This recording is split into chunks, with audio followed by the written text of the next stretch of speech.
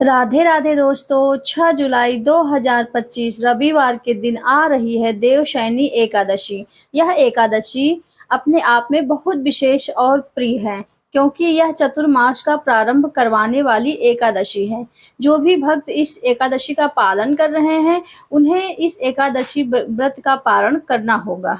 अगले दिन यानी कि 7 जुलाई 2025 सोमवार के दिन सुबह 5:30 से लेकर 10:11 के बीच में यह चतुर्मास की सबसे पहली एकादशी है और कई भक्त इस एकादशी में से चतुर्मास व्रत आरंभ करना शुरू कर देते हैं। यह जानकारी आपको बता दे रहे हैं कि देवशयनी एकादशी की कुछ विशेष जानकारी। अगर आपके लिए इतना काफ़ी है तो आप अभी इस वीडियो को देखना बंद कर सकते हैं और कुछ भी देख सकते हैं। लेकिन अगर आप हमारी वीडियो में इंटरेस्ट रखते हैं तो हमारी इस पूरी जानकारी को आप देवशयनी एकादशी का महत्व जानना बहुत ज़रूरी है आपके लिए।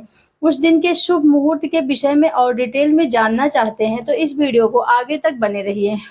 और अगर अगर अभी आपने हमारे चैनल प्रीति बस 999 को सब्सक्राइब नहीं किया तो ज़रूर सब्सक्राइब कर लें।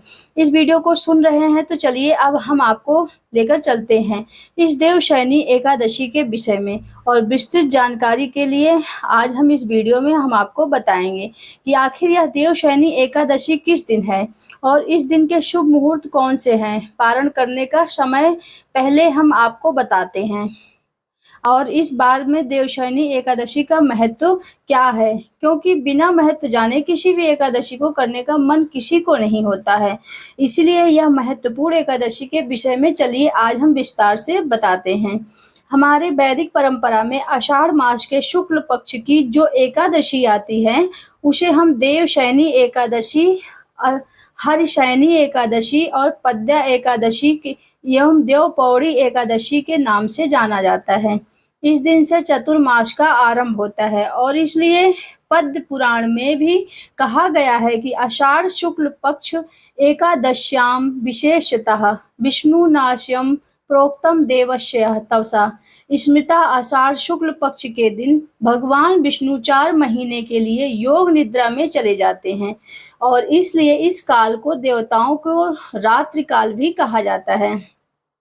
इस बार यह देवशयनी एकादशी आ रही है 6 जुलाई यानी कि 2025 रविवार के दिन।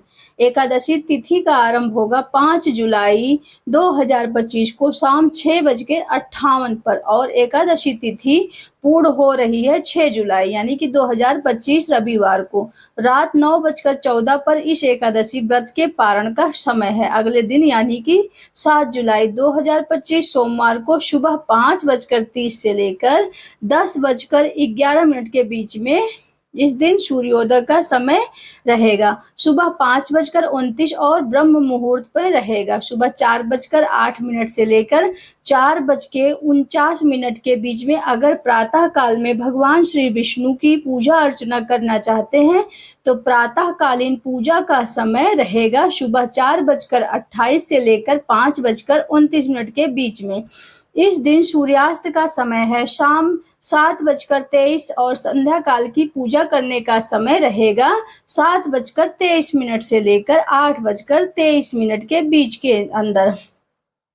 और अभिजीत मुहूर्त रहेगा दोपहर 11:58 से लेकर 12:54 तक और रात को 9:27 तक विशेष संध्या और शुभ योग भी रहेगा।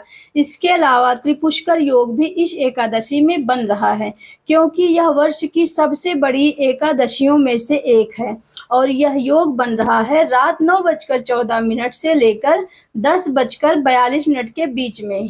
रवि योग रहेगा सुबह 5:56 से लेकर रात 10:42 के बीच में। इस दिन राहु काल का समय है शाम 5:39 से लेकर 7:23 तक।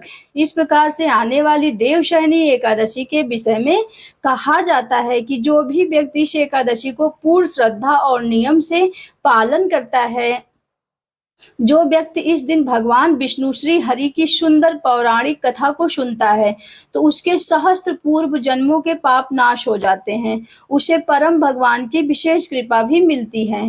यह वही एकादशी तिथि है जब भगवान श्री हरि 4 मास के लिए क्षीर सागर में योग निद्रा में चले जाते हैं। ऐसे समय में बाकी सभी देवी देवता श्री भी भगवान श्री नारायण के चरणों का आश्रय लेते हैं, उन्हीं की सेवा में व्यस्त रहते हैं। इस वजह से इस 4 मास को चतुर्मास का वह समय बताया गया है जब आध्यात्मिक साधक को अधिक से अधिक अपनी साधना, तप, दान और पुण्य कार्य करने चाहिए। अधिकतर लोग देवशयनी एकादशी से प्रारंभ होने वाली चतुर्मास का पालन करते हैं। हालांकि इसमें चतुर्मास का पालन पूर्णिमा से किया जाता है। यह ऐसे 4 मास हैं जो आपको परम भगवान श्री कृष्ण की भक्तिमय सेवा का सुवर्ण अवसर प्रदान कर रहे हैं। ऐसे में 4 मास भी है जिसमें अगर आपने थोड़ा सा भी प्रयास कर लिया, थोड़ा सा, आपका आध्यात्मिक अकाउंट समृद्धि से छलकने लगेगा। चतुर्मास के श्रावण, भाद्रपद, अश्विन और कार्तिक मास, यह 4 मास वर्षा ऋतु का भी काल होता है। अगर वैज्ञानिक दृष्टिकोण से देखा जाए तो इस मास में अपने शरीर और स्वास्थ्य का ध्यान रखना अत्यंत जरूरी बन जाता है, क्योंकि इसी समय में अनेक प्रकार के मच्छर जैसे बहुत सारी बीमारियां फैल जाती हैं, अनेक बीमारियां और संक्रमण फैलते रहते हैं।